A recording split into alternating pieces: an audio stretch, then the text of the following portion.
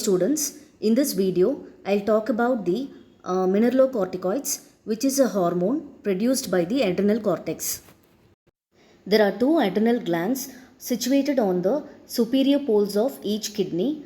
It is divided into outer cortex and inner medulla.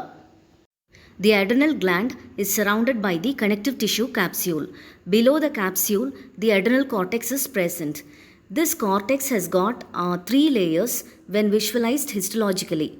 The outermost layer is called as the zona glomerulosa, the middle layer is called as the zona fasciculata, and the innermost layer is called as the zona reticularis. Specific hormones are produced by different layers of the cortex. Zona glomerulosa produces mineralocorticoids, whereas zona fasciculata and reticularis produces glucocorticoids and sex steroids respectively.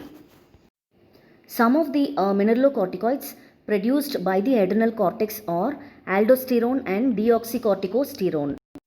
Aldosterone is a chief mineralocorticoid produced by the outermost layer of cortex called as the zona glomerulosa. Similar to glucocorticoids, aldosterone is also synthesized from cholesterol by the zona glomerulosa. Cholesterol is converted to pregnenolone in the presence of the enzyme 2022 desmalase. This pregnenolone is converted to progesterone in the presence of 3-beta-1 dehydrogenase. The progesterone is converted to 11-deoxycorticosterone and corticosterone in the presence of enzymes 21 hydroxylase and 11 hydroxylase. Finally, this corticosterone is converted to aldosterone in the presence of enzyme called as aldosterone synthase. The plasma levels of aldosterone shows diurnal variation with highest concentration in the morning at around 8 am and lowest concentration at 11 pm. In the plasma, 40% of the aldosterone circulates in the free form, whereas 60% is present in the bound form. Aldosterone is weakly bound to specific aldosterone binding globulin. Because of the weaker binding capacity of the aldosterone compared to cortisol, its plasma half-life is only 20 minutes. 90% of aldosterone is degraded in the liver and reduced to tetrahydroaldosterone. Only a smaller amount is conjugated and excreted in urine as 18-glucuronide. The aldosterone 18-glucuronide is most commonly measured in urine for diagnostic purposes. Mineralocorticoids, especially the aldosterone, bind to high affinity cytoplasmic receptors and form the hormone receptor complex.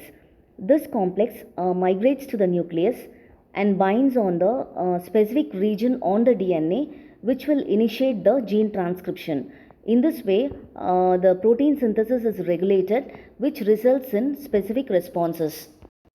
Now, coming to the functions of the mineralocorticoids, especially the aldosterone. The primary action of the aldosterone is to act on the late distal tubule as well as on the collecting ducts of the kidney. Aldosterone increases the sodium reabsorption by the principal cells which are present in the collecting ducts, along with enhancing the potassium secretion.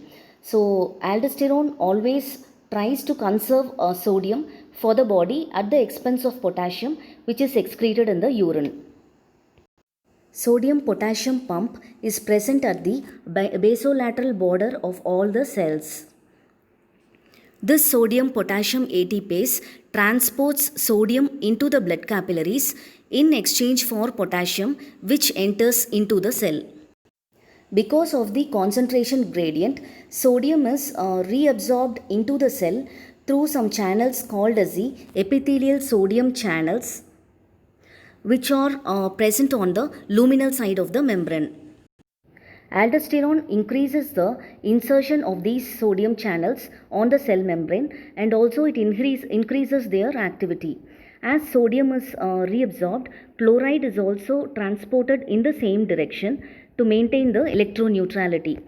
The reabsorption of sodium chloride causes the osmotic reabsorption of water. So, the reabsorption of salt and water leads to extracellular fluid volume expansion.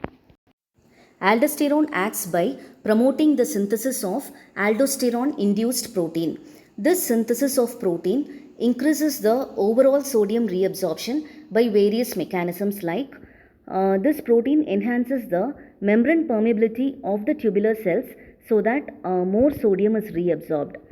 Second thing is it increases the Krebs cycle enzyme activity which helps to generate energy required for moving this sodium into the interstitial fluid and the capillary blood. And finally, it stimulates the sodium potassium pump activity so that more sodium is reabsorbed. The acinar cells are present in the sweat and salivary glands produces the initial secretion that is called as the primary secretion, which is called as the primary sweat and primary saliva.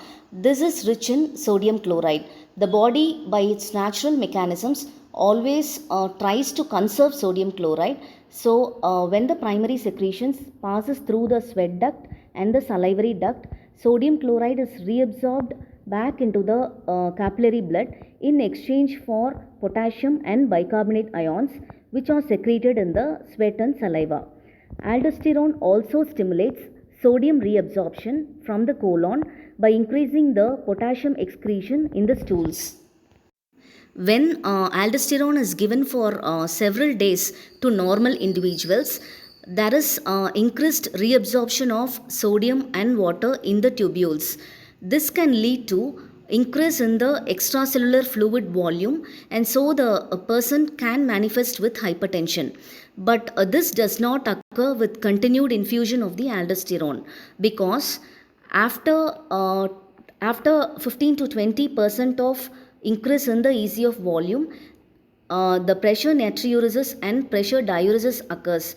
That is, the excretion of sodium and water is increased in spite of the continued action of the aldosterone. This increased ECF volume increases the venous return to the heart, so this will extend the atria during diastole.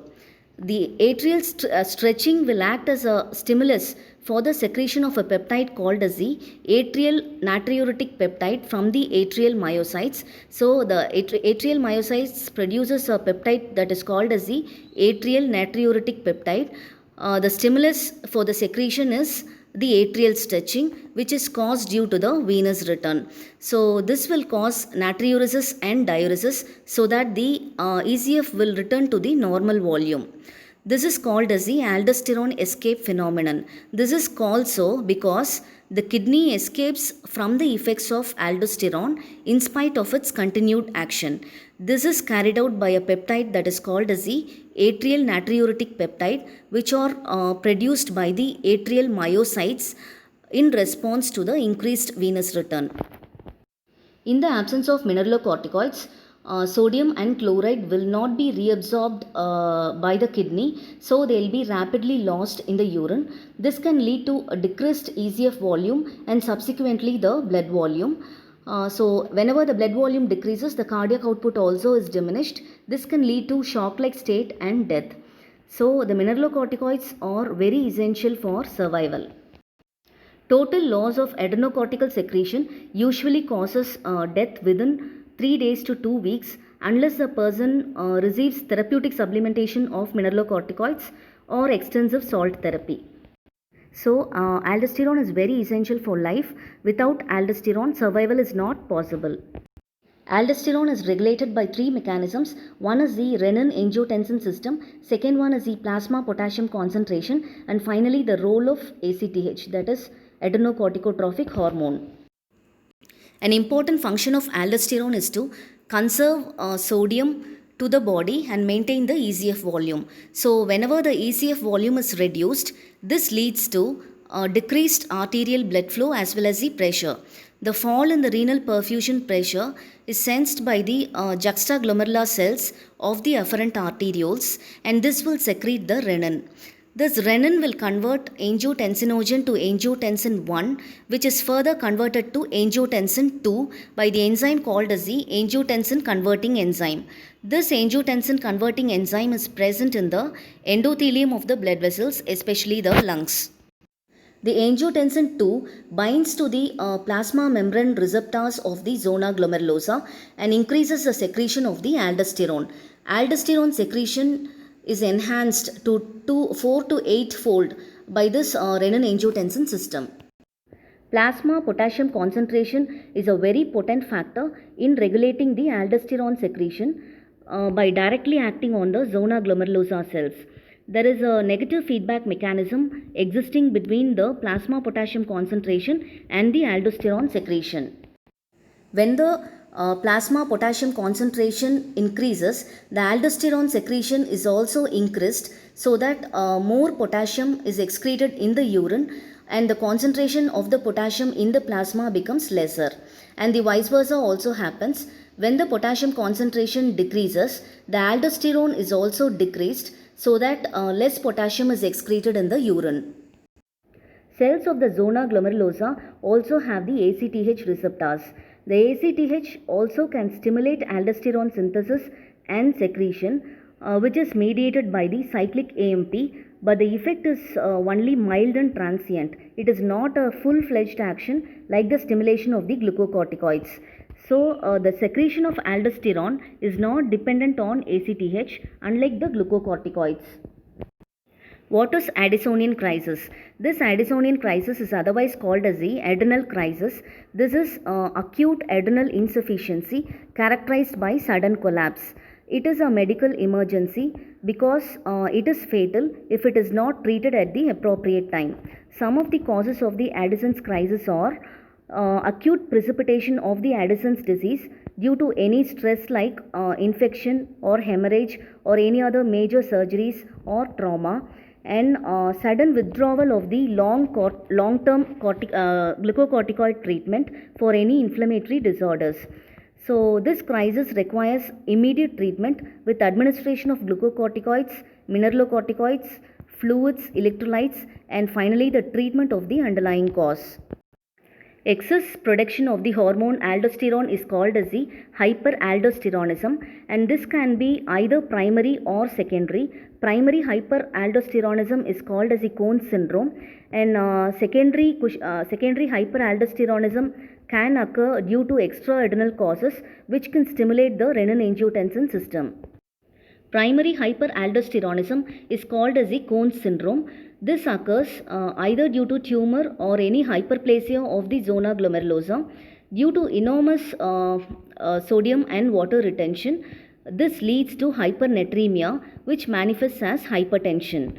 Increased excretion of potassium and hydrogen ions leads to hypokalemia, presenting with muscle fatigue and metabolic alkalosis.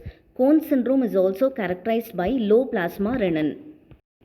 In secondary hyperaldosteronism, the aldosterone synthesis is increased due to activation of the renin-angiotensin system by certain extraadrenal causes like congestive cardiac failure or cirrhosis of liver. It is usually associated with increase in the plasma renin, but whereas in primary hyperaldosteronism, the renin secretion is very less. Now, what is Bartter syndrome? It is the hyperplasia of the juxtaglomerular cells which occurs due to the mutation of sodium potassium chloride co-transporter gene, and this is associated with increased aldosterone synthesis and high renin activity. Addison's disease is an important clinical condition which occurs due to primary adrenocortical deficiency. Various causes can be attributed to it. Autoimmune diseases can cause cortex atrophy and destruction of cortex due to tuberculosis, fungal infections and cytomegalovirus infections, and even malignancy also contributes to adrenal disease. The clinical features occurs due to the chronic deficiency of hormones secreted by all the three layers of the cortex. So in Addison's disease, there is mineralocorticoid deficiency which can decrease the sodium as well as the ECF volume and BP. This can lead to shock and death. Insufficiency of glucocorticoids can cause weight loss, hypoglycemia and stress intolerance. Since glucocorticoids are very essential for stress adaptation, even a mild stress in such patients can be fatal. There is increased ACTH secretion because of the negative feedback mechanism. This ACTH has got some melanocyte stimulating hormone activity.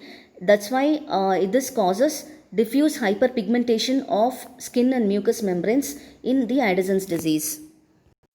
In addition to mineralocorticoids, certain steroids are also secreted from the zona reticularis of the adrenal gland, and they are called as the adrenal androgens. The major androgens produced are the dihydroepiandrosterone and the androstenedione. These steroids are converted to estrogen and androgens, that is testosterone, in the peripheral tissues. The secretion of the adrenal androgens is exclusively controlled by ACTH and not by the gonadotrophins. These hormones are not produced in physiological quantities, so that they cannot act on the peripheral tissues. Usually, zona fasciculata and reticularis behave like a single functional unit.